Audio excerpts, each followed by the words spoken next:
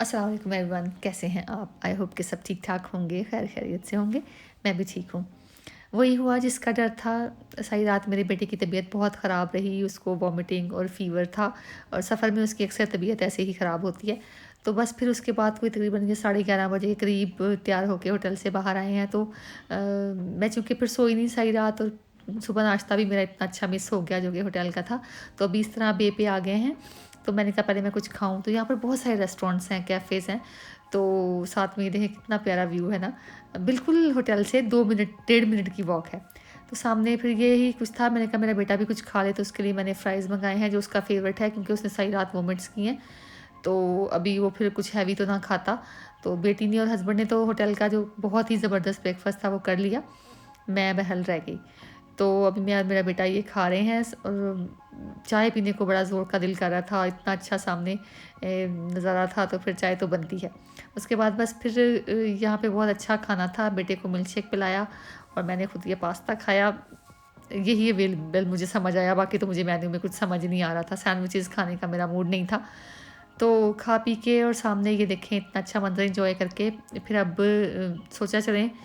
आज मेरा प्लान था वैसे एफिसस जाने का, जो कि यहाँ से 2.5 घंटे दूर है, लेकिन वो बेटे की तबीयत की वजह से मिस हो गया। तो अभी सिटी को एक्सप्लोर करते हैं। तो निकले हैं बस अब फिर देखते हैं क्या है शहर में। तो सबसे पहले ये मीमार सिनान नज़र आ गए हैं मुझे। लगता है इन्होंने यहाँ पर भी कुछ बना छोड़ा है। तो देखते हैं कैसा है शहर।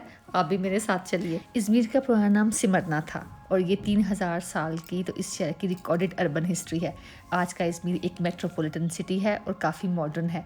पुरानी और नई इमारतों का बड़ा ही हसीन तालमेल है। जब आप शहर के अंदर दाखिल होते हैं तो शहर आपको बताता है कि इसने कितने उतार चढ़ाव देखे हैं। बड़ी ही खूबसूरत यहाँ की जो आबो हवा है पानी की वजह से, और इसके अलावा अट्रैक्शंस भी काफ़ी ज़्यादा हैं। पुराने वक्तों में इस जगह पे कहा जाता है कि परियों के उतरने की जगह थी। अभी तो यहाँ पर एक मस्जिद बना दी गई है और इसके बिल्कुल सामने है इज़मीर का क्लॉक टावर। बड़ा खूबसूरत है। पुरानी एक मॉन्यूमेंट है सुल्तान अब्दुल हमीद सेकंड के 25 साला दौरे हुकूमत की खिदमात के तौर पर यहाँ के गवर्नर ने उनके लिए एक मॉन्यूमेंट तामीर किया था, जिसको कि एक फ्रेंच आर्किटेक्ट ने डिज़ाइन किया था। इसके इर्द गिर्द काफ़ी खुली जगह है जहाँ पर बड़े खूबसूरत कबूतर और प्यारे दरख्त और सामने पानी है। तो एक मिला जुला के बड़ी ही खूबसूरत एक जो वाइब है यहाँ की क्रिएट होती है। इसके अलावा इसके पीछे एक बल्दिया का बड़ा सा दफ्तर है और भी ऊंची ऊंची इमारतें हैं अगर आप इसको फ्रंट से देखें तो। मेरा ये कहना है कि जहाँ पर ऐसी हिस्टोरिकल इमारत हों उसके इर्द गिर्द के एरिए को ऐसी ऊंची और बुलंद बाला इमारतों के लिए महदूद कर देना चाहिए, क्योंकि उससे उनकी खूबसूरती जो है वो गहना जाती है। इसके साथ भी कुछ ऐसा ही हुआ है जो कि आप सामने देख रहे होंगे। पीछे बहुत ही बेसुरी और बेढंगी ऊंची इमारतें हैं जो कि इसकी खूबसूरती को बिल्कुल बर्बाद कर रही हैं। तो यहाँ पर जो इसका बोर्ड है उसके बारे में उसमें इसके लिखा हुआ है कि यहाँ के मतलब क्लॉक टावर के बारे में जो मालूमात हैं वो दी गई हैं, जो कि मैं आपको इन शॉर्ट बताती चलूँ कि 1901 में इसकी तामीर मुकम्मल हुई और ये सुल्तान अब्दुल हमीद सेकंड को वहाँ के लोगों ने एक तोहफे के तौर पे ये मॉन्यूमेंट जो है वो दिया। 7 का ले जाना था उन्होंने उनको, मतलब उनके लिए बनाया।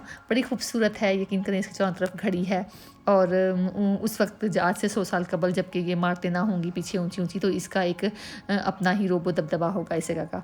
तो एक चौराहे के तौर पे ये जगह इस्तेमाल होती होगी। इसके इर्द गिर्द जो हैं वो बाज़ार की तरफ जाने वाले काफ़ी सारे रास्ते हैं जो कि इधर आके निकलते हैं। इसके अलावा इसके सामने कुनाक का एक स्टेशन है जो कि फेरी स्टेशन है। ये सामने पानी है और यहाँ पर वो फेरी स्टेशन है जहाँ पर लोगों की आमदोरफ्त का सिलसिला जो है वो सारा वक्त जारी रहता है। तो ये एक बहुत रौनक वाली जगह है। इसके अलावा भी यहाँ पर काफ़ी सारे स्टैचू वगैरह नस्ब हैं जो कि मैं आपको दिखाती हूँ। ये आपको नज़र आ रहे होंगे जो कि मुख्तलिफ़ अदवार के बड़े बड़े लोगों की याद के तौर पर यहाँ पर नस्ब किए गए हैं। तो यहाँ पर टूरिस्ट का काफ़ी रश रहता है। तो खुली जगह है तो लोगों की गुज़रगाह भी है ये।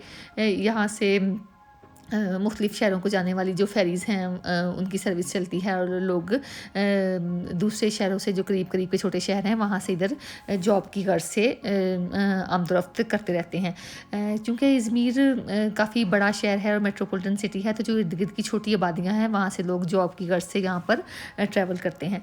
तो ये काफ़ी बड़ा स्टेशन है जो मैं आपको दिखाती हूँ, जहाँ पर काफ़ी चहल पहल है और काफ़ी लोग हैं, काफ़ी रश है। सबसे पहले तो मैंने सोचा कि मैं अपने बेटे के लिए कोई दवाई वगैरह ले लूँ ताकि रात जो है वो सुकून से गुजर जाए। लेकिन यहाँ पे जो तमाम मेडिकल स्टोर हैं उन पे एक तो टर्किश लिखी हुई है, इंग्लिश ढूँढने से नहीं मिलती है। तो बस दवाई ली और उसके बाद अब हम जा रहे हैं हिसार मॉस्क की तरफ। बड़ी ही खूबसूरत शहर के बीचों बीच एक मस्जिद है जिसके कि चारों तरफ बड़ी गहमा गहमी वाले बाज़ार हैं। तो अभी उसकी तरफ जा रहे हैं। मुझे बहुत मज़ा आया इस हिसार मॉस्क में जाके। यहाँ पर म्यूज़िक और कैफ़ेज़ और शॉपिंग की शॉप्स, कपड़े, जूते, घरेलू सामान और मसाला जात और नर्सरीज़, जो बीजों वाली बीज और पौधे और ये सारा कुछ यहाँ पर मौजूद था। इतना मतलब रौनक थी यहाँ पर। और फिर यहाँ से थोड़ी शॉपिंग की और थोड़ी नहीं अच्छी खासी शॉपिंग हो गई यहाँ से, और खाना भी यहीं पर खाया। बड़ा ही मज़ेदार खाना था और उसकी जो कीमत है वो बड़ी मुनासिब थी बाकी शहर की निस्बत। और जिस इलाके में हमारा होटल था वो तो काफ़ी महंगा था, तो यहाँ पर खाना जो है उसकी जो प्राइस है वो बड़ी अच्छी थी और खाना भी बहुत मज़े का था, जैसे लोकल फूड होता है। बस फिर बाज़ार से गुजरने के बाद आगे आ जाती है हिसार मॉस्क। 1530 के लगभग ये इमारत जो है, ये जो मॉस्क है, ये बनाई गई और काफ़ी खूबसूरत है। इसको अब तक बड़े अच्छे से उन्होंने प्रिजर्व किया हुआ है। इसके अंदर मैं नहीं जा सकी क्योंकि नमाज का टाइम हो गया था। और इसके इर्द गिर्द काफ़ी शॉप्स हैं, बहुत सारी बेशुमार, मतलब गिफ्ट देने के लिए तस्बीहां, कुरान पाक और कपड़े और पता नहीं क्या क्या कुछ। तो ये मस्जिद जो है इसके तकरीबन 4 दरवाजे हैं, जिसमें कि 2 जो हैं वो खुले हुए हैं हम 2 वक्त के लिए, और जो बाकी 2 हैं उनको बंद कर दिया गया है। और आप मतलब शहर के हर हिस्से से मस्जिद की तरफ आ सकते हैं, ऐसा सा कुछ इसका मामला है।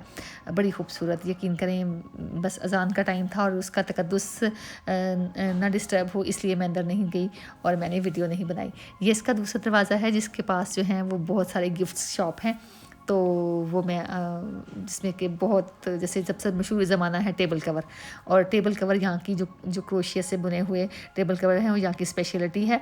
और मैंने उसको नहीं लिया क्योंकि फिर मेरी अम्मी ना हर चीज़ को कवर कर देती हैं उससे, चाहे वो टीवी हो या फिर कुछ भी। तो वो सब कुछ देखने के बाद अब हम जा रहे हैं बाज़ार की दूसरी तरफ, जहाँ पर थोड़ी बहुत शॉपिंग है वो देखते हैं। बड़ी खूबसूरत दुकानें हैं और हर दुकान के बाहर ख़वातीन जो हैं वो खड़ी हैं और इतने प्यार से बुला रही हैं कि जिन्होंने नहीं आना वो भी बेचारे मुड़ मुड़ के देखने पे मजबूर हो जाते हैं, कुछ ऐसे। किस कितनों के पास जाएं और क्या करें। तो बस फिर वहाँ से निकले और अब कुछ और शॉपिंग तो ख़त्म ही नहीं हो रही। यहाँ पे इतनी खूबसूरत चीज़ें हैं कि हर चीज़ के ऊपर दिल आ रहा है।